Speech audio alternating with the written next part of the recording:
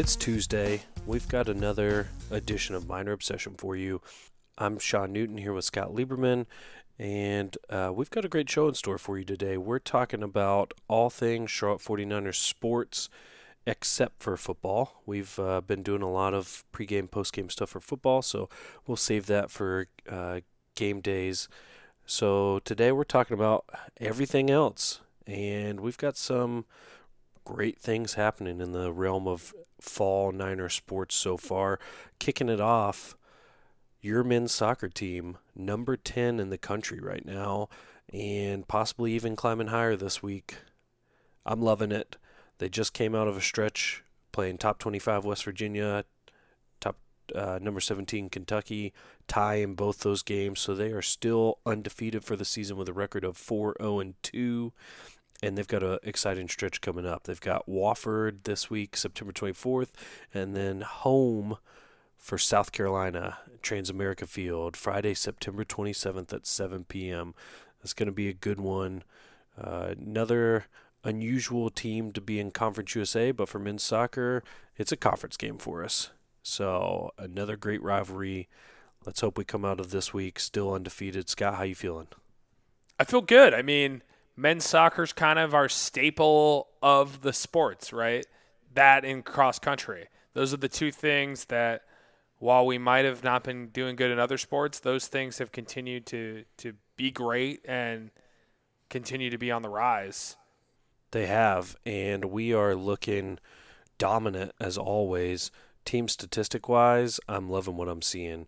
We're averaging basically over a goal more than our opponents on a per-game basis, and outshooting them 80-51 on a per-game basis, which is just awesome when you're getting that many opportunities to score. You know good things are going to happen. And then we've got Elliot Panico in the goal. Just took the lead for most shutouts in Charlotte history, doing great things just like he did last year, like he's done his whole career. And when you get a ton of shots on one end and can stop a ton of shots on the other end, it spells good news in soccer. It's normally low-scoring games for those of you who don't watch it regularly. So having somebody who can leave the field not allowing a goal gives us a really good shot. Our strikers can get down the field and get some goals for us to eke out 1-0 wins regularly. Yeah, for sure. And another sport that's really on the rise would be women's golf. So the women's golf team had a really nice showing last week. They came in second at the Mercedes-Benz Intercollegiate. And then in the first ranking of the season, they were ranked 7th in the country. This is their third season. They were ranked 7th in the country. That's pretty unbelievable. It is unbelievable. So over the weekend, they had a nice fifth-place finish at the Mason Rudolph Championship, which is in Tennessee. So continuing that streak and still playing really well. A lot of the usuals like Finn Epson, who was kind of our player of the year last year. But we've also seen some other people like Ashley Fowler really show up and came in fifth individually. So really a lot of good stuff from the ladies of the golf team. And I know back when we were in college and then after college, the men's golf team's been ranked number 1 in the country at times. But it's nice to see the women's program just kind of fall in line with that and really do some great things immediately impacting the school. So happy with that. And I know all of those ladies can definitely whoop my butt on the golf course. Yeah, and that tournament you were just talking about coming in fifth, I think going into the final round they were actually in second. So they had a little bit of a stumble there. But, definitely we're in striking distance going into the final round. Those are things like we talk about with other sports that if you can clean up the mistakes along the way, golf's one of those ones where, it's such a mental game that sometimes that happens where you drop down a couple rungs in the standings on the last day. But being in second place going into the final round spells only good news in my mind. Moving on, we've got women's soccer. Women's soccer doing their thing too. Not quite 10th in the country like men's soccer, but nothing to sneeze at here. 5-3 overall so far.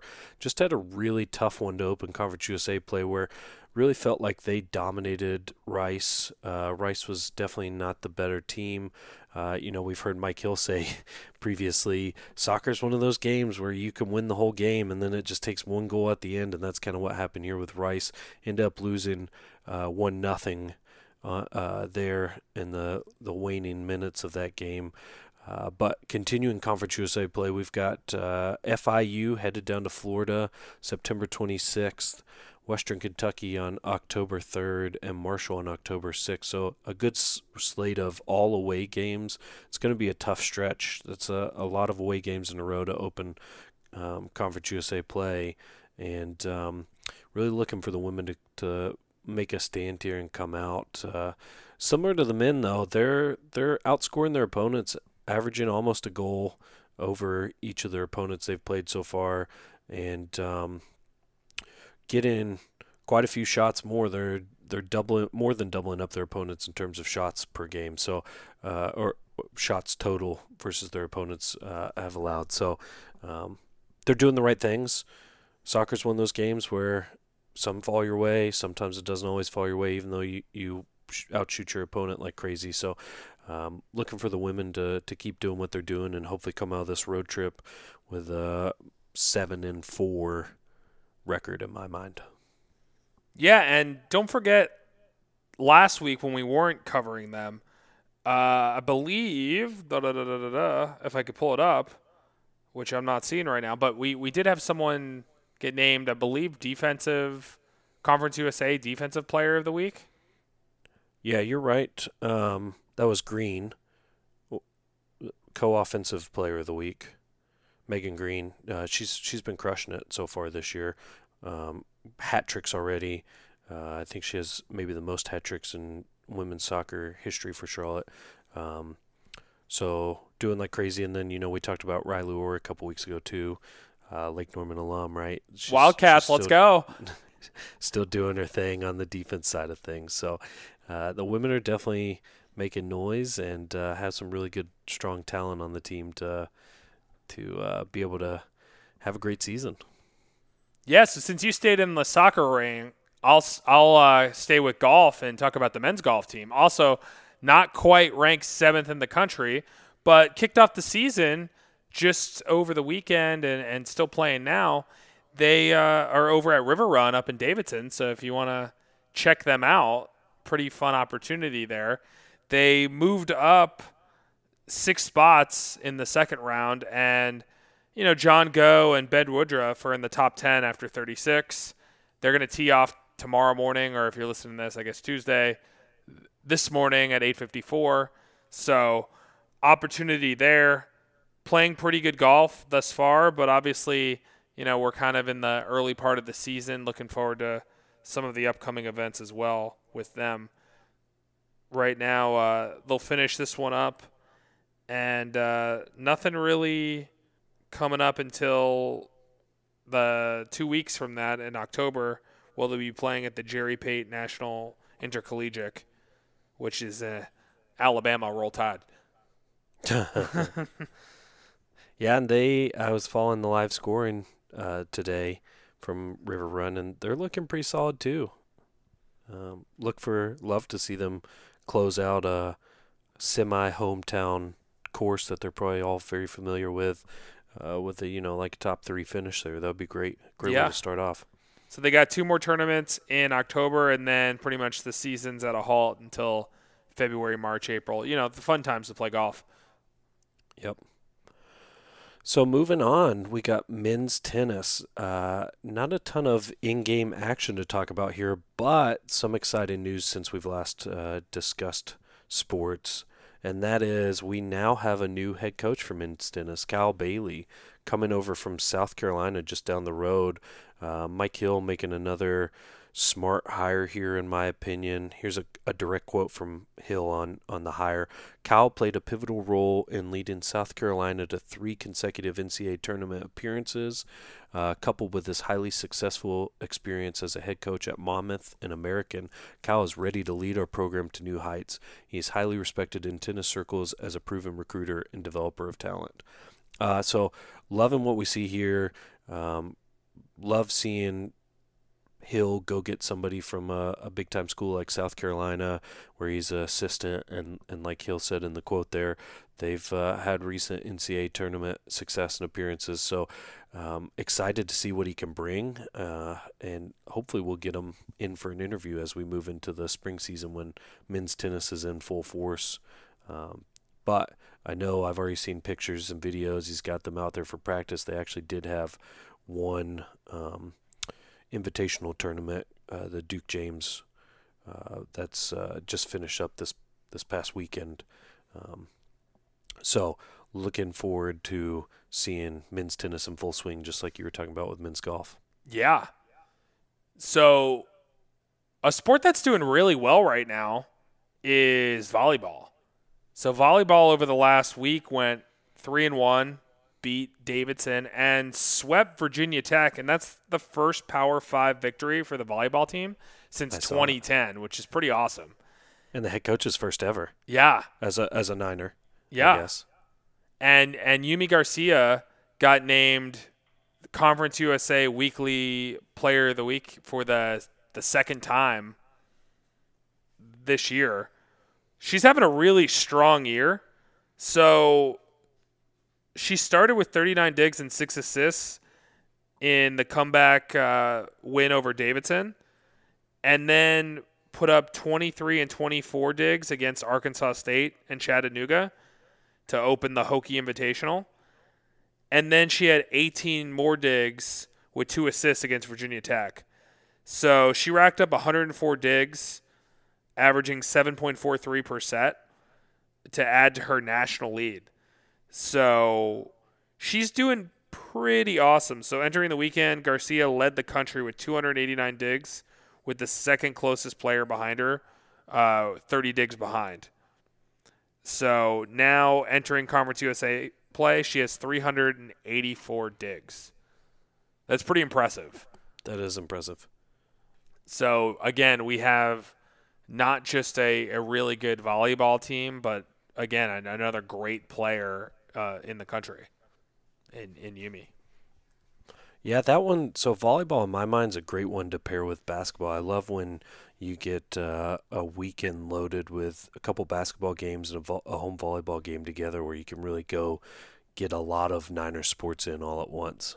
Yeah, it's just tough because their season kind of wraps up when basketball season gets going.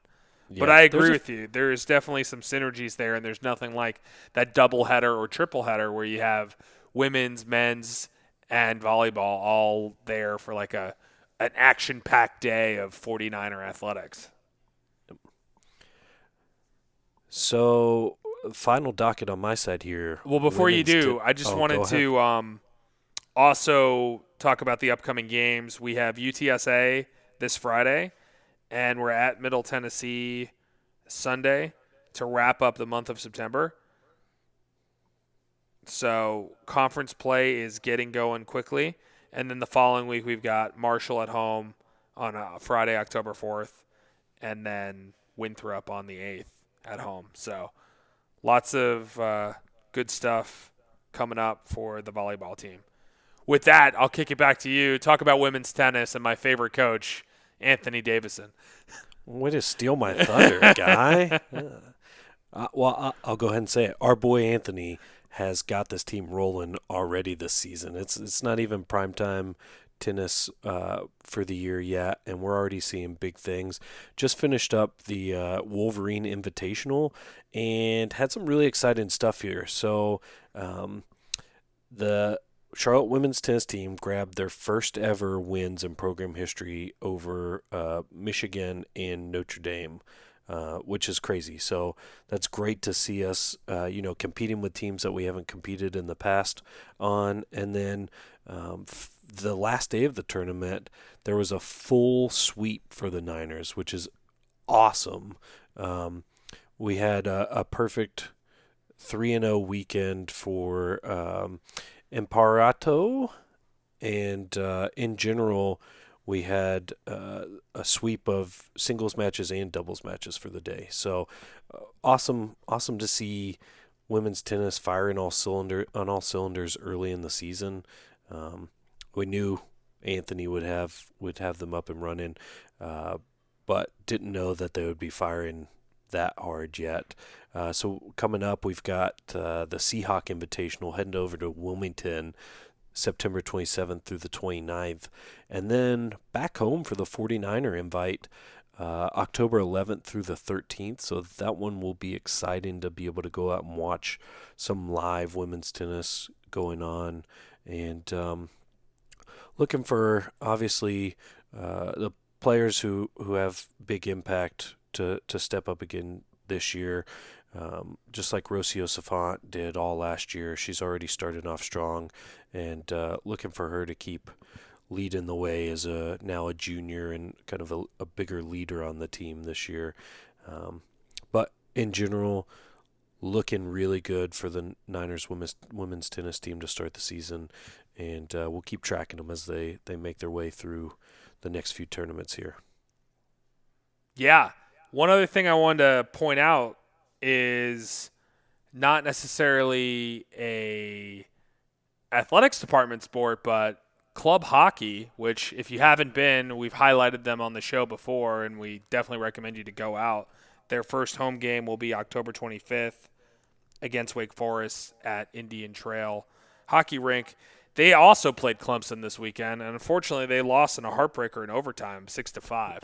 Just want to give those guys a shout out because I love everything that they do with the hustle of selling jerseys and merch and ice time and hiring their coach and just everything they do. I respect that. So want to always make sure we highlight them. And, of course, they'll do their jersey sale hopefully next year. And you all have an opportunity to get some really cool swag like me and Sean collected on last year.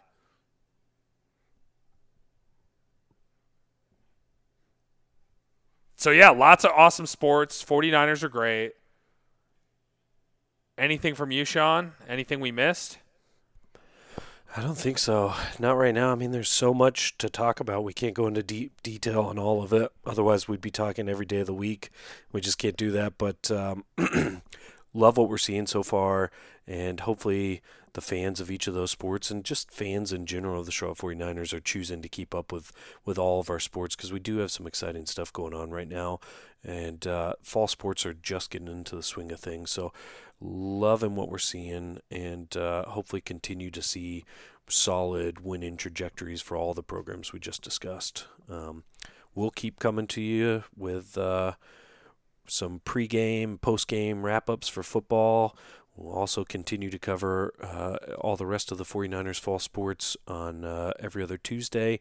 And then as we get into basketball season, we'll start doing some pregame, postgame type stuff for that, maybe on a weekly basis to make sure you're ready for all of the men's and women's basketball action as it comes live to you. And we're working on some interviews from both those programs as well to get you hyped up, a little season preview with some of the coaches, players, etc. So be on the lookout for some other content from that perspective as well. And shout out, just before we close, shout out to Ryan Benson. We ran into him down in Clemson. Great to get to know him a little bit. Had an awesome throwback UNC Charlotte shirt on.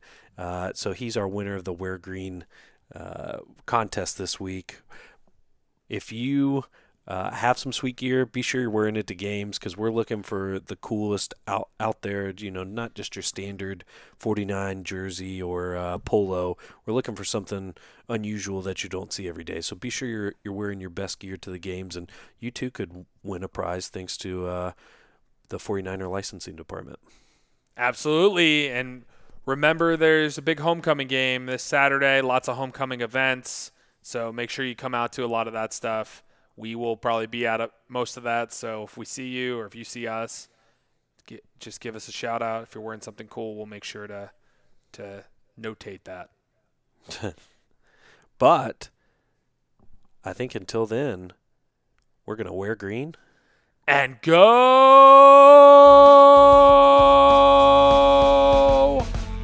Niners. Let's go.